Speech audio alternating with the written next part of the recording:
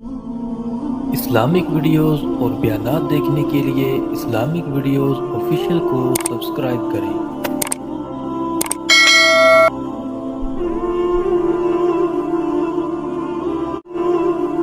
ایک دوسرے کے لیے قربانی دینا ہے، یہ ساری کی ساری محبت کی ہی شاخیں ہیں کہ جن کے فضائل وہ احادیث میں کثرت کے ساتھ بیان ہوئے ہیں۔ لیکن افسوس سے یہ کہنا پڑتا ہے کہ ہمیں اسلامی معاشرے کی آج کے دور میں بالکل الٹ تصویر نظر آتی ہے۔ مسلمان وہ آپس میں ایک دوسروں کے ساتھ کسی نہ کسی حوالے سے وہ نفرت کرتے ہیں، بغض اور حسد کرتے ہیں۔ اس کی کئی وجوہات ہیں۔ اس کی ایک وجہ یہ بھی ہے کہ علم کی کمی ہوتی ہے، اللہ اور اس کے رسول کے احکامات سے ناواقفیت ہوتی ہے، اور اس کی ایک وجہ وہ ہمارا دنیا کا یہ ماحول بھی ہے کہ جس میں ہم زندگی گزار رہے ہوتے ہیں، جہاں پر نفسا نفسی کا ایک قسم کا عالم ہے اور صرف اپنی ذات ہی وہ سب سے زیادہ محبوب سمجھتے ہیں۔ اس لیے باقیوں کا احساس کرنا تو دور کی بات، باقیوں دوسروں کے حوالے سے ہمارے دلوں میں محبت کے جذبات وہ بھی ختم ہوتے ہوئے نظر آ رہے ہیں۔ اس میں بنیادی کردار تو وہ ائمہ کرام کا ہے، خواہ ان کا تعلق کسی بھی مسلک کسی بھی فرقے سے ہو، کہ وہ لوگوں کو ایک دوسرے کے قریب لائیں، ایک دوسرے کے بارے میں دلوں میں محبت پیدا کریں۔ لیکن افسوس سے کہنا پڑتا ہے یہ جو فرقہ واریت کا ظلم ہے، اس کی وجہ سے باہمی دوریاں وہ ہمیں نظر آتی ہیں اور نفرتیں نظر آتی ہیں۔ اسی لیے کوشش کی گئی کہ آپ کے سامنے محبت کے حوالے سے چند گزارشات رکھی جائیں۔ پچھلے 2 جمعوں پر اس حوالے سے آپ کے سامنے احادیث رکھی، اور یہ بات آپ کے سامنے رکھی کہ ایک مسلمان کا دوسرے مسلمان پر کیا حق ہے اور کن کن باتوں کا اسے خیال کرنا چاہیے۔ تو اس حوالے سے سب سے پہلے عزت اور تکریم کا تذکرہ کیا کہ ایک مسلمان کے لیے فرض ہے کہ وہ اپنے دوسرے بھائی کی عزت کرے، اس کا احترام کرے۔ دوسرے نمبر پر اس کا احتساب کرے، اور اگر وہ کسی غلط راستے پہ چل رہا ہو تو اسے یہ باور کرائے کہ تمہارا یہ راستہ وہ تباہی والا راستہ ہے، وہ کامیابی والا راستہ نہیں ہے۔ اور اس احتساب میں اس کی مثال ایک آئینے کی طرح ہونی چاہیے کہ جس طرح ایک آئینہ خاموشی کے ساتھ وہ ہمیں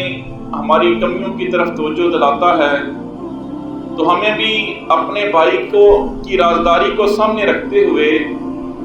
خاموشی کے ساتھ اس کی اصلاح کرنے کی کوشش کرنی چاہیے۔ اور ساتھ ہی ساتھ پھر ملاقات کے حوالے سے بھی نبی صلی اللہ علیہ وآلہ وسلم کے فرامین آپ کے سامنے رکھے۔ خصوصی طور پر یہ حدیث کہ آپ صلی اللہ علیہ وسلم نے فرمایا کہ جب بندہ اللہ کی رضا کے لیے اپنے بھائی سے ملنے کے لیے جاتا ہے تو 70,000 فرشتے اس کے لیے دعائیں کرتے ہیں، اور اللہ سے یہ کہتے ہیں کہ یا اللہ جس طرح یہ تیری رضا کے لیے جڑا تو اسے جوڑ دے۔ اور پھر حضرت معاذ بن جبل والی حدیث کہ جب ان سے ایک آدمی یہ آ کے کہتا ہے کہ مجھے آپ سے اللہ کی رضا کے لیے محبت ہے، تو وہ نبی صلی اللہ علیہ وآلہ وسلم کی یہ خوشخبری سناتے ہیں کہ آپ صلی اللہ علیہ وسلم نے فرمایا کہ اللہ تعالیٰ فرماتا ہے کہ میری محبت اس کے لیے واجب ہو جاتی ہے جو میری رضا کے لیے ملنے کے لیے گھر سے نکلتا ہے، اور جو میری رضا کے لیے باہم ملاقات کرتے ہیں، اور جو میری رضا کے لیے ایک دوسرے پر خرچ کرتے ہیں۔ تو اس حدیث کو تفصیل کے ساتھ آپ کے سامنے بیان کیا تھا پچھلے جمعہ پر۔ سامعین محترم، اسی طرح جب ایک مسلمان بھائی کے ساتھ محبت ہو تو اپنی اس محبت کا اظہار وہ اپنے بھائی سے کر دینا چاہیے۔ بعض اوقات ایسا ہوتا ہے کہ ہم اپنی محبت کا اظہار نہیں کرتے، تو ہمارے بھائی کو نہیں پتا چلے گا کہ ہم واقعی اپنے اس بھائی سے محبت کرنے والے ہیں، وہ اس سے لا علم رہے گا۔ نبی صلی اللہ علیہ وآلہ وسلم نے بھی اس حوالے سے ارشاد فرمایا، یہ مشکات شریف کی حدیث ہے کہ جب تمہیں اپنے بھائی سے محبت ہو تو اپنے بھائی کو یہ بتا دیا کرو کہ میں تم سے محبت کرتا ہوں۔ محبت کا اظہار کرنے سے جو محبت کے جذبات ہیں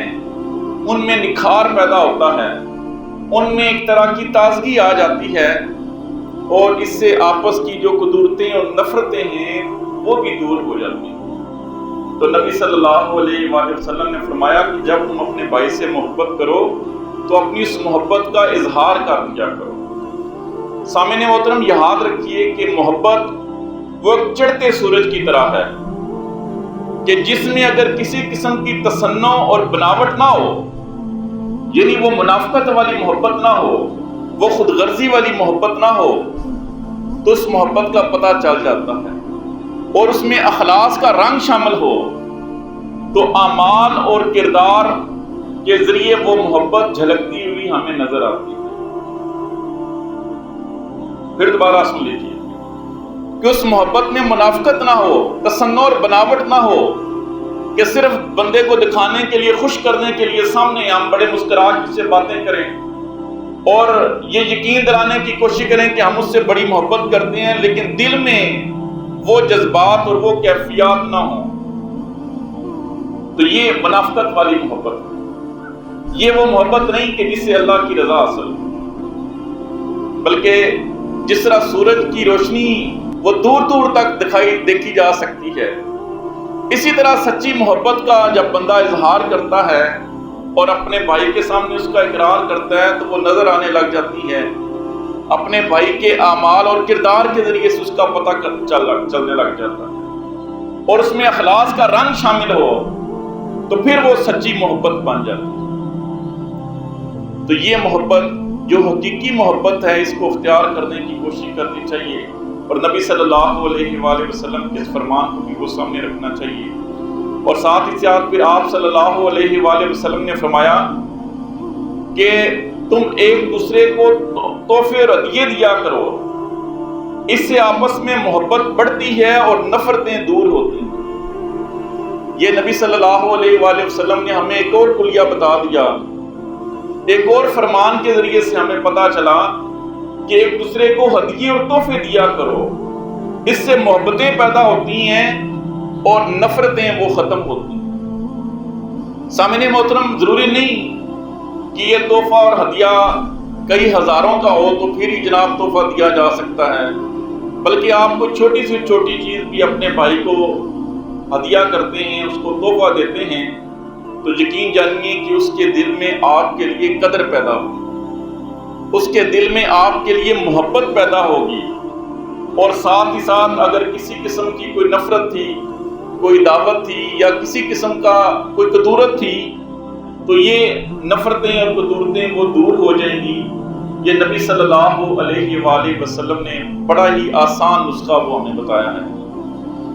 اسی طرح سامعین محترم، ایک معاشرے میں رہتے ہوئے جب ہمارے آپس میں ایک دوسرے کے ساتھ تعلقات قائم ہوتے ہیں تو بعض اوقات لغزشیں اور کوتاہیاں بھی سامنے آتی ہیں، اپنے بھائی کی طرف سے کوئی ایسی بات سامنے آ جاتی ہے کہ جو ہمیں پسند نہیں ہوتی، یا اس کی کوئی ایسی حرکت سامنے آ جاتی ہے کہ جو ہمیں پسند نہیں ہوتی، تو ایسے ہی جب کوئی ایسا معاملہ پیش آ جائے تو اس پر اس وقت عفو درگزر کا مظاہرہ کرنا چاہیے، معاف کر دینا چاہیے، دل میں کسی قسم کی نفرت نہیں رکھنی چاہیے۔ لغزشیاں آ جاتی ہیں، کمیاں کوتاہیاں آ جاتی ہیں، کوئی باتیں ایسی آ جاتی ہیں جو ہمارے دل کو دکھاتی ہیں، تو اگر سچی محبت ہو تو پھر ان باتوں کی طرف توجہ نہیں کرنی اور دل میں کسی قسم کی قدورت پیدا نہیں کرنی۔ نبی صلی اللہ علیہ وآلہ وسلم نے ارشاد فرمایا کہ وہ آدمی جو آپس میں ایک دوسرے کے ساتھ میل جول رکھتا ہے اور کسی کی طرف سے تکلیف پہنچے اور اس پر صبر کرتا ہے تو وہ اس مسلمان سے بہتر ہے کہ جو ایک دوسرے کے ساتھ میل جول نہیں رکھتا اور کسی کی ایذا پر صبر نہیں کرتا، وہ بہتر نہیں ہے۔ بہتر وہ ہے کہ جو لوگوں کے ساتھ میل جول رکھتا ہے، لوگوں کے ساتھ تعلقات ختم نہیں کرتا، ان کی غمی خوشی میں شریک ہوتا ہے، ان کی غمی کو اپنی غمی سمجھتا ہے، ان کی خوشی کو اپنی خوشی سمجھتا ہے، اور حتی الامکان جتنی بھی وہ کوشش کر سکتا ہے وہ ان کے ساتھ پورا تعاون کرتا ہے۔ تو ایسا آدمی اگر اس کو کبھی کوئی کسی کی طرف سے کوئی ایذا مل جائے اور اس پر وہ صبر کرے، تو آپ نے فرمایا کہ وہ اس مسلمان سے بہتر ہے کہ جو لوگوں کے ساتھ میل جول نہیں رکھتا اور ان کی ایذاؤں پر وہ صبر نہیں کرتا۔ تو اس لیے ہماری کوشش ہونی چاہیے کہ ایک مسلمان معاشرے جس میں ہم رہ رہے ہیں، اکٹھے رہ رہے ہیں، اگر اس حوالے سے کبھی کسی کی طرف سے کسی ایذا کا سامنا کرنا پڑے، کسی تکلیف کا سامنا کرنا پڑے، تو فوراً بدلے کا ارادہ نہیں کرنا چاہیے، بدلہ نہیں لینا چاہیے، یا ایک کی دو نہیں سنانی چاہیے، بلکہ صبر کرنا چاہیے اور برداشت کرنا چاہیے، اور نبی صلی اللہ علیہ وآلہ وسلم کی اس بشارت کو ذہن میں رکھنا چاہیے کہ ایسا مسلمان وہ بہتر ہے کہ جو صبر کرتا ہے اور درگزر کرتا ہے۔ اسی طرح سامعین محترم، ایک دفعہ آپ صلی اللہ علیہ وآلہ وسلم نے حضرت ابو بکر صدیق رضی اللہ تعالیٰ عنہ سے ارشاد فرمایا کہ اے ابو بکر، جو بندہ جس بندے پر ظلم کیا جائے اور وہ خاموش رہے اللہ کی رضا کے لیے، ظلم کیا جائے اور وہ اللہ کی رضا کے لیے خاموش رہے، اللہ اس کی زبردست مدد فرمائے گا۔ ٹھیک ہے جی، جو بندہ جس پر ظلم کیا جائے، کوئی ظلم کرتا ہے، زیادتی کرتا ہے اور وہ خاموش رہتا ہے، اللہ کی رضا کے لیے آگے جواب نہیں دیتا، بدلے کا بدلہ نہیں دیتا اور خاموش رہتا ہے، تو آپ نے فرمایا کہ اللہ اس کی زبردست مدد فرمائے گا، اللہ اس کے لیے آسانیاں پیدا فرمائے گا، اور اسے نہیں علم کہ اللہ اس کے بدلے میں اسے کیا کچھ عطا فرمائے گا۔ تو سامعین محترم، یہ نبی صلی اللہ علیہ وآلہ وسلم کی کتنی خوشخبریاں ہیں ان لوگوں کے لیے کہ جب لوگوں کے ساتھ معاملات کرتے ہوئے ان کے ساتھ کوئی زیادتی کرتا ہے، کوئی حق تلفی کرتا ہے، کوئی زبان درازی کرتا ہے،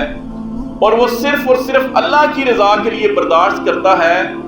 تو اللہ تعالیٰ کی طرف سے اس کے لیے بڑی خوشخبریاں ہیں، اللہ اس کی مدد فرماتا ہے اور اس کے لیے وہ آسانیاں پیدا فرماتا ہے۔ اور ساتھ ہی ساتھ سامعین محترم، جب ہم آپس میں رہ رہے ہوتے ہیں تو ایک مومن جس کے ساتھ ہمیں واقعی محبت ہوتی ہے، سچی محبت ہوتی ہے، تو اس کو اپنی دعاؤں میں بھی یاد رکھنا چاہیے۔ یہ دعا کرنا کوئی معمولی بات نہیں ہے، اور یاد رکھیے کہ جب کوئی اپنے مسلمان بھائی کے لیے غیب میں دعا کرتا ہے تو اللہ تعالیٰ اس کی دعا کو وہ قبولیت عطا فرماتا ہے۔ یہ جو غیر موجودگی میں دعا کرنی ہے نا، اس کی بہت زیادہ فضیلت آئی ہے۔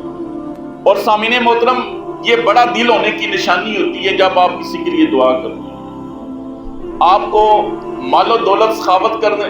مال و دولت خرچ کرنے والے بڑے لوگ مل جائیں گے، بڑے سخی آپ کو نظر آئیں گے جو اللہ کے راستے میں دیتے ہیں، لیکن یہ جو دعا کی سخاوت ہے نا، یہ بہت بڑی سخاوت ہے، اور یہ سخاوت کرنے کی ہر کسی کو توفیق نہیں ملتی، ہر کسی کو توفیق نہیں ملتی۔ اس کا دل اتنا بڑا نہیں ہوتا کہ وہ اپنے کسی بھائی کے لیے دعا کرے دل سے کہ اللہ تعالیٰ اس کو کامیابیاں عطا فرمائے، اللہ تعالیٰ اس کے لیے آسانیاں عطا فرمائے۔ تو ضروری نہیں کہ آپ مال و دولت خرچ کر کے ہی سخی بن سکتے ہیں، آپ دوسروں کے دعائیں دے کے بھی سخی بن سکتے ہیں، ان کے لیے دعائیں خیر کر کے بھی سخی بن سکتے ہیں۔ اور یقین جانیے کہ یہ جو سخاوت ہے نا، ہو سکتا ہے کہ یہ اللہ اس کے حق میں قبول فرما لے، اور ساتھ ہی آپ کی حدیث سے ہمیں یہ بھی سبق ملتا ہے کہ جہاں پر اللہ تعالیٰ اس کو عطا فرمائے گا آپ کی دعاؤں کے صدقے، اتنا ہی اللہ وہ آپ کو بھی عطا فرمائے گا، اللہ آپ کو بھی عطا فرمائے گا۔ صرف دل بڑا کرنے کی ضرورت ہے۔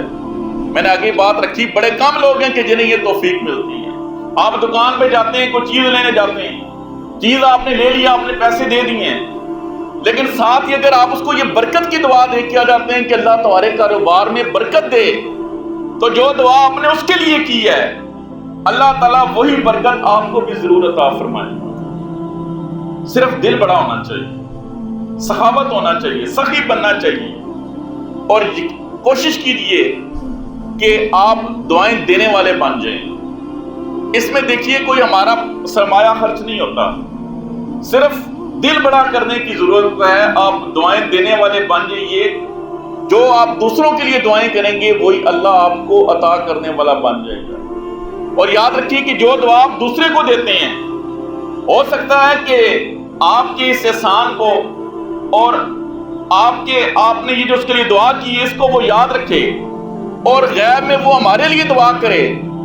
اور وہ اللہ تعالی ہمیں عطا فرما دے، تو یہ ہمارے لیے ہم پر اللہ کا کتنا احسان ہے۔ تو کوشش کیجئے کہ اپنی بھائیوں کو اپنی دعاؤں میں یاد رکھیں۔ ضروری نہیں کہ صرف اپنے جاننے والے کو دعائیں دیں، اس کے لیے شرط نہیں جناب میں تو جانتا ہی نہیں اسے، میں اس کے لیے دعا کیوں کروں، ایسی بات نہیں ہے۔ جو سخی ہوتا ہے وہ یہ نہیں دیکھتا کہ میں کس کو دے رہا ہوں، میرے جاننے والا ہے یا نہیں جاننے والا، اس کے سامنے صرف اللہ کی رضا ہو۔ بہن اسی طرح جب دعاؤں کی آپ نے سخاوت کرنی ہے تو یہ نہیں دیکھنا کہ یہ میرے جاننے والا ہے یا میرے جاننے والا نہیں ہے، آپ نے دعاؤں کی سخاوت کرنی ہے، اور آپ دیکھیں گے کہ اللہ آپ کو اس کے بدلے میں کیا کچھ وہ عطا فرمائے گا۔ تو سامعین محترم، یہ چند بنیادی گزارشات تھیں جو پچھلے چند جمعوں سے آپ کے سامنے رکھ رہا تھا۔ آپ نے یہ کوشش کرنی ہے کہ جتنی باتیں بھی، جتنی بھی احادیث آپ کے سامنے پیش کی ہیں، ان کا خلاصہ یہ ہے کہ ہم جس معاشرے میں رہ رہے ہیں ہم نے آپس میں ایک دوسرے کے ساتھ محبت اور اتفاق کے ساتھ رہنا ہے، دلوں کی قدورتیں اور نفرتیں دور کرنی ہیں، اللہ کی رضا کے لیے اپنے تعلقات کو بڑھانا ہے، اللہ کی خوشنودی کے لیے ایک دوسرے پر وہ خرچ کرنا ہے، اور اپنے بھائیوں کو اپنی دعاؤں میں یاد رکھنا ہے۔ سامعین محترم، یہ اس منبر کا درس ہے، اور اسی منبر پر بیٹھ کے آقا دو جہاں حضرت محمد صلی اللہ علیہ وآلہ وسلم نے اپنے امتیوں کو ہمیشہ یہی درس دیا